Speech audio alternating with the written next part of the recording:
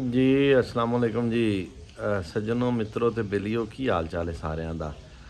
ਅੱਜ ਦਾ ਵਲੌਗ ਅਸੀਂ ਸ਼ੁਰੂ ਕਰਨ ਲੱਗੇ ਹਾਂ ਜੀ।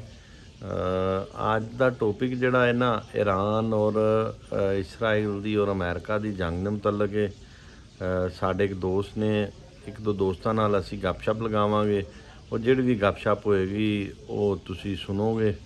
ਔਰ ਤੁਸੀਂ ਵੀ ਜਿਹੜਾ ਕਮੈਂਟ ਕਰਨਾ ਚਾਹੋ ਉਹਦੇ 'ਤੇ, ਜਿਹੜਾ ਵੀ ਤੁਹਾਡਾ ਤਜ਼ੀਆ ਹੋਏ, ਜਿਹੜਾ ਜ਼ਹਨ ਹੋਵੇ, ਉਹ ਤੁਸੀਂ ਕਮੈਂਟ ਦੇ ਵਿੱਚ ਦੱਸ ਸਕਦੇ ਜੇ।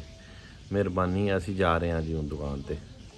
अस्सलाम वालेकुम जी। पहलवान जी सुनाओ, तबीयत ठीक है, सेहत ठीक है, सारी खैर खैरियत है?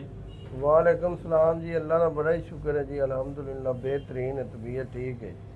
ਅਸੀਂ ਤੁਹਾਡੇ ਨਾਲ ਗੱਪਸ਼ਪ ਮਾਰਨਾ ਚਾਹੁੰਦੇ ਸਾਂ ਕਿ ਜਿਹੜੇ ਅਫਗਾਨ ਦੇ ਵਿੱਚ ਈਰਾਨ ਔਰ ਅਮਰੀਕਾ ਇਸਰਾਈਲ ਦੀ ਜੰਗ ਲੱਗੀ ਹੈ, ਇਹਦੇ ਵਿੱਚ ਪਾਕਿਸਤਾਨ ਤੇ ਕੀ ਅਸਰਾਤ ਪੈਣਗੇ ਕਾਰੋਬਾਰੀ ਲਿਹਾਜ਼ ਨਾਲ। ਪਾਕਿਸਤਾਨ ਦੀ ਕੀ ਸੂਰਤ ਹਾਲ ਤੁਸੀਂ ਦੇਖਦੇ ਜੀ? ਜੰਗਾਂ ਦੇ ਵਿੱਚ ਵੇਖੋ ਜੀ, ਨੁਕਸਾਨ ਹੀ ਹੁੰਦੇ ਨੇ, ਮੁਲਕਾਂ ਦੇ ਨੁਕਸਾਨ ਵੀ ਹੁੰਦੇ, ਮਾਸ਼ੀ ਤੌਰ ਤੇ ਵੀ ਨੁਕਸਾਨ ਹੁੰਦੇ। ਹਾਂਜੀ। ਪੈਟਰੋਲ ਹੈ, ਆਪਾਂ ਈਰਾਨ ਕੋਲੋਂ ਲੈਂਦੇ ਆ, ਪੈਟਰੋਲ ਸ਼ਾਰਟ ਹੋ ਜਾਏਦਾ, ਪੈਟਰੋਲ ਲੱਭੇਦਾ ਨਹੀਂ। ਜਦੋਂ ਲੱਭੇਦਾ ਨਹੀਂ ਤੇ ਕਾਰੋਬਾਰਾਂ ਤੇ ਕਾਫੀ ਅਸਰ ਪਵੇਗਾ। ਕਾਫੀ ਪੈਟਰੋਲ ਉਧਰੋਂ ਜਿਹੜਾ ਨਾ ਆਉਂਦਾ ਹੈ ਸਮਗਲ ਸ਼ੁਦਾ ਹੋ 25-30% ਪੈਟਰੋਲ ਜਿਹੜਾ ਨਾ ਉਹ ਈਰਾਨ ਦੇ ਵਿੱਚੋਂ ਆਉਂਦਾ ਹੈ। ਅਗਰ ਉਹ ਨਹੀਂ ਆਉਂਦਾ ਤੇ ਇਹ ਮਹਿੰਗਾ ਹੋਣ ਦਾ ਤੇ ਇੱਕ ਕੋਈ ਐਡਾ ਮਸਲਾ ਨਹੀਂ ਹੁੰਦਾ। 10 ਰੁਪਏ ਘਟ ਗਿਆ ਜਾਂ ਵੱਧ ਗਿਆ, ਲੇਕਿਨ ਫਿਰ ਸ਼ਾਰਟ ਹੋ ਜਾਏਗਾ। ਜਦੋਂ ਸ਼ਾਰਟ ਹੋ ਜਾਏਗਾ ਤੇ ਫਿਰ ਬੜੀ ਮੁਸ਼ਕਲਾਤ ਆਏਗੀ। ਕੰਮਾਂ 'ਤੇ ਵੀ ਮੁਸ਼ਕਲਾਤ ਆਏਗੀ, ਟਰਾਂਸਪੋਰਟ 'ਤੇ ਵੀ ਮੁਸ਼ਕਲਾਤ ਆਵੇਗੀ। ਲਾਈਨਾਂ ਲੱਗਣ ਦੀਆਂ, ਮੋਟਰਸਾਈਕਲਾਂ ਵਾਲੇ ਬਾਈਕਾਂ ਵਾਲੇ ਪਰੇਸ਼ਾਨ ਹੋਣ ਦੇ, ਪੈਟਰੋਲ ਮਿਲੇਗਾ ਨਹੀਂ। ਇਹ ਚੀਜ਼ਾਂ ਦਾ ਤੇ ਪਾਕਿਸਤਾਨ 'ਤੇ ਅਸਰ ਹੋਵੇਗਾ। ਤੇ ਜੇ ਪੈਟਰੋਲ ਦੇ ਅਸਰ ਹੋ ਗਿਆ ਤੇ ਸਾਰੇ ਕਾਰੋਬਾਰਾਂ ਦੇ ਫਿਰ ਬਿਲਕੁਲ ਸਾਰੇ ਕਾਰੋਬਾਰਾਂ 'ਤੇ ਅਸਰ ਹੋਏਗਾ। ਕਾਰੋਬਾਰ ਹੀ ਡਿਸਟਰਬ ਹੋ ਜਾਂਦੇ ਨੇ। ਜਦੋਂ ਪੈਟਰੋਲ ਇੱਕ ਐਸੀ ਆਈਟਮ ਬਣੀ ਪਈ ਹੈ ਕਿ ਅਗਰ ਉਹ ਸ਼ਾਰਟ ਹੁੰਦਾ ਹੈ ਤੇ ਉਹਦੀ ਵਜ੍ਹਾ ਨਾਲ ਹਰ ਕਾਰੋਬਾਰ ਹੀ ਡਿਸਟਰਬ ਹੁੰਦਾ, ਜਿੰਨੇ ਵੀ ਕਾਰੋਬਾਰ ਨੇ। ਇੱਕ ਤਾਂ ਪਹਿਲੇ ਜ਼ਿਮੀਂਦਾਰ ਬਹੁਤ ਪਰੇਸ਼ਾਨ ਹੈ। ਜ਼ਿਮੀਂਦਾਰ ਦੀਆਂ 3-4 ਫਸਲਾਂ ਰੁਲ ਗਈਆਂ ਨੇ। ਜ਼ਿਮੀਂਦਾਰ ਦਾ ਢੇਰ ਨੁਕਸਾਨ ਹੋਇਆ ਹੈ।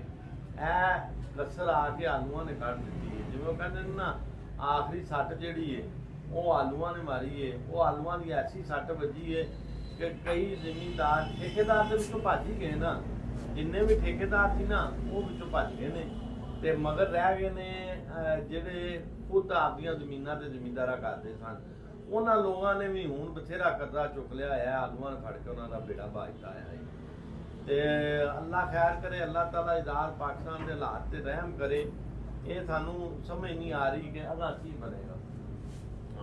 ਅਸਲ ਜੀ ਸ਼ਾਨ ਸਾਹਿਬ, ਜੰਗ ਤੇ ਕੋਈ ਐਡੀ ਚੰਗੀ ਸ਼ੈ ਨਹੀਂ ਨਾ। ਟਰੰਪ ਨੂੰ ਚਾਅ ਚੜਿਆ ਜੰਗ ਲਾਉਣ ਦਾ। ਤੁਸੀਂ 65 ਵਾਲੀ ਜੰਗ ਜਿਨ੍ਹਾਂ ਲੋਕਾਂ ਵੇਖੀ ਹੈ ਉਹਨਾਂ ਨੂੰ ਪੁੱਛੋ, ਜਿਨ੍ਹਾਂ 71 ਵਾਲੀ ਜੰਗ ਵੇਖੀ ਹੈ ਉਹਨਾਂ ਲੋਕਾਂ ਨੂੰ ਪੁੱਛੋ।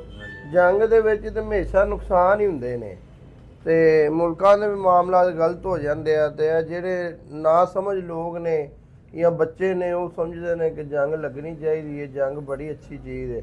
ਲੇਕਿਨ ਜੰਗ ਅੱਛੀ ਚੀਜ਼ ਨਹੀਂ।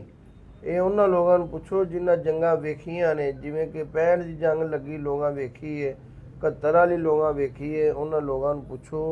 ਮੁਲਕਾਂ ਦੇ ਬੁਰੇ ਹਾਲਾਤ ਹੋ ਜਾਂਦੇ ਨੇ, ਮੁਲਕ ਤਬਾਹ ਬਰਬਾਦ ਹੋ ਜਾਂਦੇ ਨੇ। ਜੰਗ ਅੱਛੀ ਚੀਜ਼ ਨਹੀਂ ਹੈ ਜੀ। ਅੱਲਾਹ ਤਾਲਾ ਦੀ ਰਾਤ ਨੂੰ ਹਮੇਸ਼ਾ ਅਮਨ ਮੰਗਣਾ ਚਾਹੀਦਾ।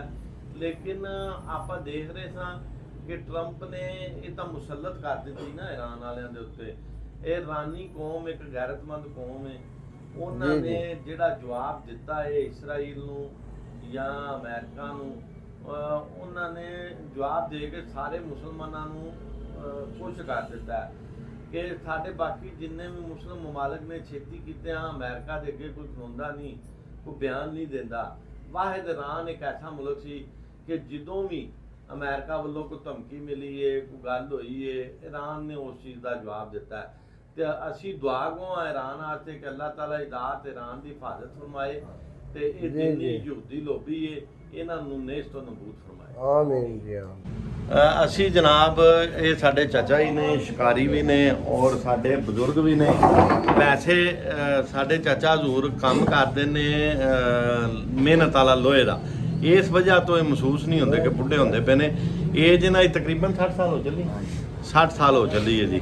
60 ਸਾਲ ਦੇ ਬਾਬੇ ਅਕਸਰ ਤੁਸੀਂ ਖਚਕੇ ਵੇਖੇ ਹੋਣਗੇ, ਲੇਕਿਨ ਸਾਡੇ ਚਾਚਾ ਜੀ ਤੁਹਾਨੂੰ ਐਸੀ ਗੱਲ ਕੋਈ ਨਹੀਂ ਨਜ਼ਰ ਆਏਗੀ।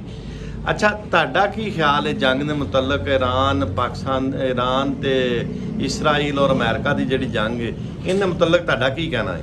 ਉਹ ਸਰਕਾਰੀ ਮੌੜਾਂ ਨੂੰ ਮੰਨਣ ਵਾਲੇ ਨੇ ਤੇ ਉਹਨਾਂ ਨੇ ਜੰਗਾਂ ਵੇਖੀਆਂ ਨੇ, ਉਹਨਾਂ ਦਾ ਖਾਨਦਾਨ ਹੀ ਐਸਾ ਹੈ, ਉੱਥੋਂ ਦਾ ਲੋਕ ਹੀ ਇਹੋ ਜਿਹੇ ਨੇ।